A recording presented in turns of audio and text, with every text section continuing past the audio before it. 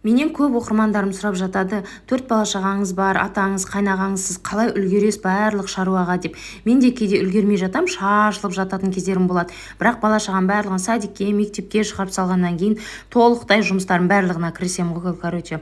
Бүгін енді мінекей мына аптечкамды тазалайын деп шештім, себебі срок өтіп кеткен біраз дәрілер бар екен, ана деген өйстіп жинай береді екенбіз ғой.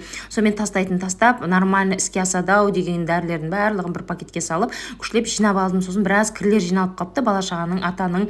Өткенде мен жаңағыда автомат машинка алғанмын ғой. Сол машинка ой рахат болды. Кірді салып қоясың да дальше жұмысыңды істей бересің да, қолың ұзарады екен. Алында полуавтоматта кірді ыстамын, одан ол кір суды далаға төгемін. Біраз бір күнімнің уақытым сол кірмен өтіп кететін ғой. Қазір енді ақ келін келіп күшті, қолым ұзарып қалды. Сонымен тапчаның шаруаларына кірісейін дедім. Мына жердің барлығы күнде шашылады, білмеймін. Күнде жинаймыз, күнде шашылады. Әйел адам әйтеуір тыныш отыра алмаймыз ғой. Бала да табады, үйдің шаруасын да істейді, қонағын да күтеді, сонымен қатар табыс та табады. Мен де сіздерге өзімнің өмірімді кішігірім айта өтейін. Осыдан 4-5 жыл бұрын ба, 2020 жылы садикте медсестра болып жұмыс жасап жүрдім да. Сол кезде парақшамды жай жүргізіп бастаған, бірақ ол кезде бұлай видеолар салмайтын, тек сурет қана салып, соған мәз болып жүретінміз ғой. Сол жылдары атамыз 4-ші инсульт алды да төсек тартып аяқ астынан жатып қалды. Сол кездер бізге қатты қиын болды. Еще аяғым ауыретін. Ерте декретке шығып жұмыстан шығып кеттім да. Себебі атаға қарайтын адам болмады. Сол сәттен бастап мен осы блогерлікті қолға алдым. Себебі атамыз енді төсек тартып жатқаннан кейін өте мазасыз болды. Күні-түні ұйықтамайды.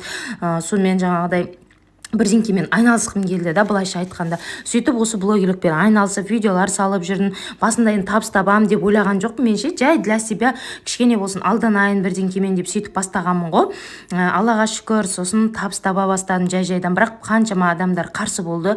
Бірақ мен тоқтап қалғым келмеді. Себебі қазір енді TikTok, Instagram, интернеттің енді дамып тұрған кезі ғой. Қазір қаншама адамдар табыс тауып жатыр деген секілді. Мінекей осылай TikTok, Instagramнан мен де табыс тауып жүрмін, Аллаға шүкір. Енді өзім секілді үйде отырған декреттегі қыздарға курс ашып жатырмын, себебі көптің сұрауы бойынша қазір интернеттің дамып тұрған сәті, оқырмандарыңыз болса болғаны бір жарнаманың роликтен қаншама табыс табуға болады. Жарнаманы қайдан алады блогерлер, қалай табыс табады, қандай фишкалар бар, осының барлығын толықтай мен курсымда үйрететін боламын. Если курсқа жазыламын десеңіздер, қыздар, 50 ғана қызға үйретемін. Осы TikToktағы бас парақшада WhatsApp сілтемем бар, сол арқылы өтіп курсқа жазылып қалсаңыздар болады, қыздар. Табыс табу 100%.